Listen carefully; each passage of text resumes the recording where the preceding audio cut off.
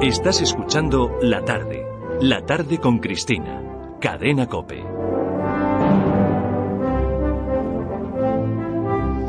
Abordamos hoy en nuestro espacio de la Gesta de España, el capítulo de historia que lleva José Javier Esparza, un asunto que a mí me apasiona, que es el de la conquista de América, que dejó algunos episodios que estremecen por su enormidad, y uno de ellos el que vamos a tocar hoy. Sí, señora, es el de Álvar Núñez Cabeza de Vaca, el náufrago en Florida, perdido con 3 compañeros en las tierras que entonces eran desconocidas de Texas y Nuevo México, que vagó durante 8 años, tratando de encontrar el camino a casa. Bueno, fue capturado por los indios, fue sucesivamente esclavo, comerciante y curandero con los indios, y narró toda esta aventura en un libro llamado Los Naufragios, que es el primer testimonio histórico sobre el norte del continente americano, la primera vez que alguien escribe descripciones detalladas sobre cómo eran los pueblos y los paisajes de Norteamérica. Su historia es un perfecto ejemplo de la dureza extrema que fue esto de la conquista de América.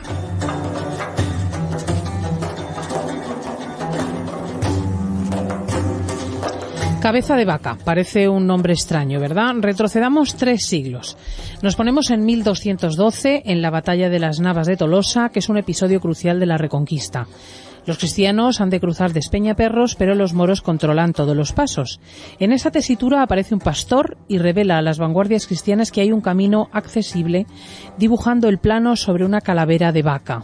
Los cristianos pasan y así obtendrán una victoria decisiva. Desde entonces, el linaje del pastor ostentará el apellido Cabeza de Vaca. Y de aquel pastor, nada más y nada menos, desciende nuestro protagonista. Exactamente, un caballero andaluz, nacido en Jerez en 1507, entre cuyos ascendientes está también Pedro de Vera, que fue uno de los conquistadores de las Canarias. Bueno, este Álvar Núñez Cabeza de Vaca, del que vamos a hablar, se cría como un caballero del Renacimiento. Es un buen guerrero, con letras, cortés, audaz, inteligente, y este es el joven que en 1527 parte de Sanlúcar de Barrameda hacia Cuba y la Florida en la expedición que manda Pánfilo de Narváez.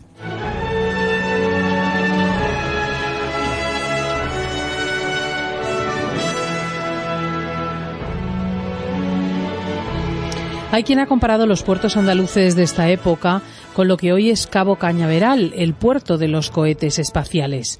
Porque del mismo modo, a principios del siglo XVI, y la comparación no es nada exagerada, España lanza barcos hacia lo desconocido. Fíjate que han pasado solo 30 años desde el descubrimiento y los logros ya son inmensos. Núñez de Balboa ha abierto el Pacífico, Cortés ha conquistado México, Magallanes y Elcano han dado la vuelta al mundo, Pizarro va a conquistar enseguida Perú. Bueno, pues el 17 de junio de 1527 es cuando parte una más de esas expediciones, la de Cabeza de Vaca. La manda un veterano de las Indias, Pánfilo de Narváez, cincuentón, tuerto, soldado duro, sufrido, con frecuencia cruel, que va con un objetivo concreto, otro fragmento de ese mundo desconocido, la Florida, en lo que hoy son Estados Unidos. Cabeza de Vaca es tesorero y alguacil mayor de esta expedición. Son 5 barcos, a bordo 600 hombres y 10 mujeres casadas. Nadie puede prever la sucesión de catástrofes que les espera. ¿Nadie? Pues no, una de las mujeres que viajan en la expedición guarda un secreto. Y es que, días antes de embarcar, una mora de Hornachos en Badajoz le ha predicho el futuro. Iréis por mar, pero no entréis en tierra, porque si entráis, ninguno de los que entren saldrá con vida. Y si alguno saliese, será por muy grande milagro de Dios. Pero pocos serán los que escapen, pocos o ninguno.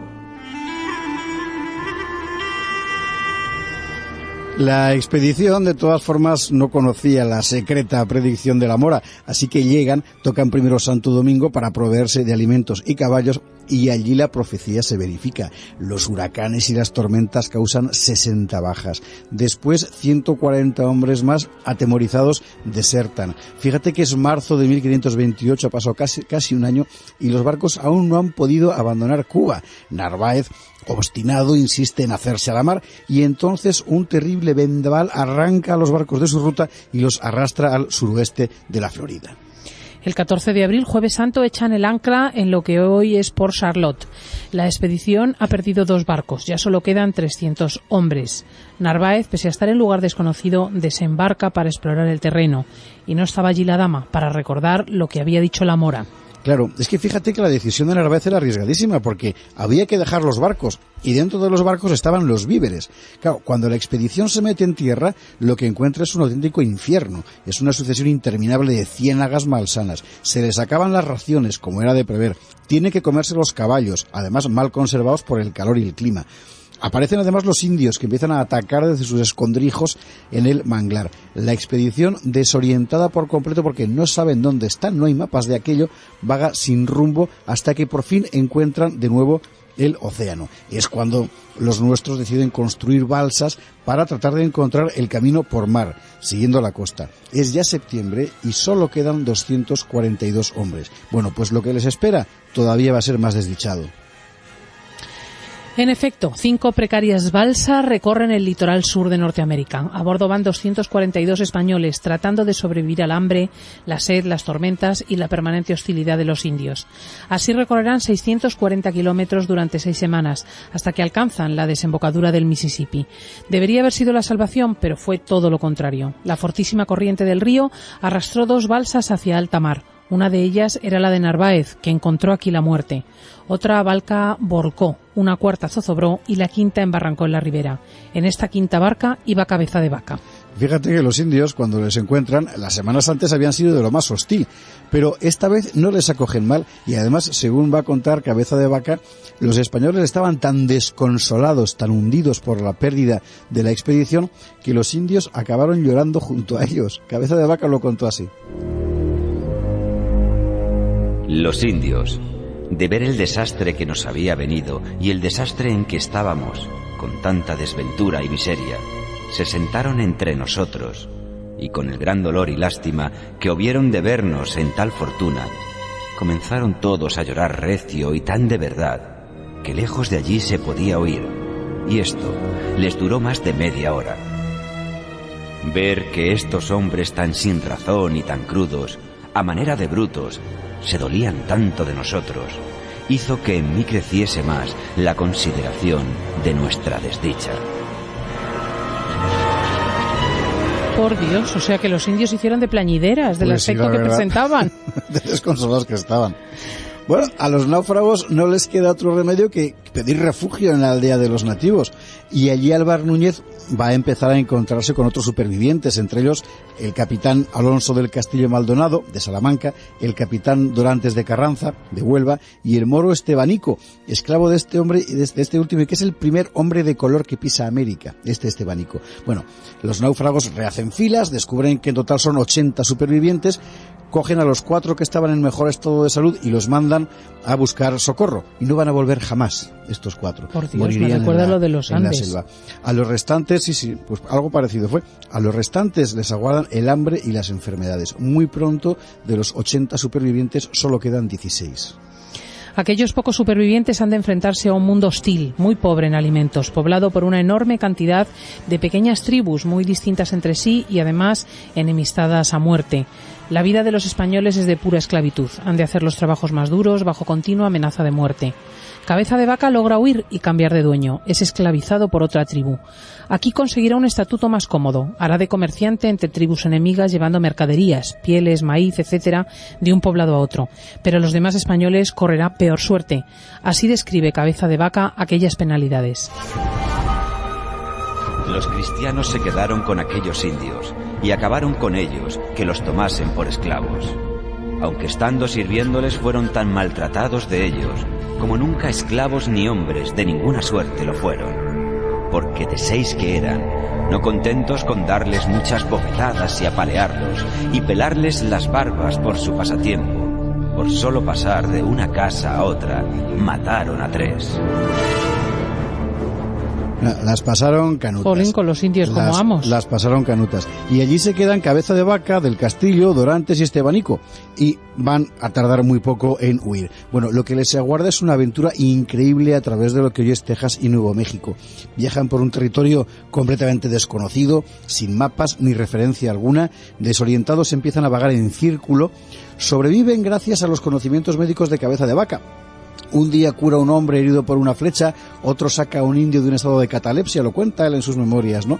Y lo que ocurre a partir de entonces es alucinante. La fama de los viajeros por toda la región se dispara, los indios les tratan como si fueran magos, Álvar Núñez dispensa cuidados médicos a todo el mundo, del castillo les predica la cruz y pronto se ven acompañados nuestros cuatro protagonistas por un séquito inmenso de indígenas que van con ellos a todas partes. Esto les protege a los españoles, claro, pero también les crea nuevas obligaciones porque hay que dar de comer a toda esa gente y hay que mantener el orden. Cabeza de Vaca va a mantener el orden entre los indios fabricándose un tótem con una calabaza y un palo. Y con la calabaza y el palo les consigue mantener el... Bueno, llegó a haber hasta 600 indios detrás de Cabeza de Vaca y los suyos.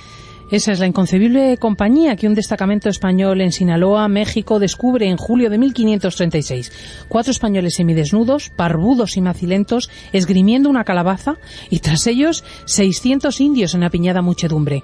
En todo caso, para los náufragos fue la salvación, y así narró el encuentro nuestro protagonista.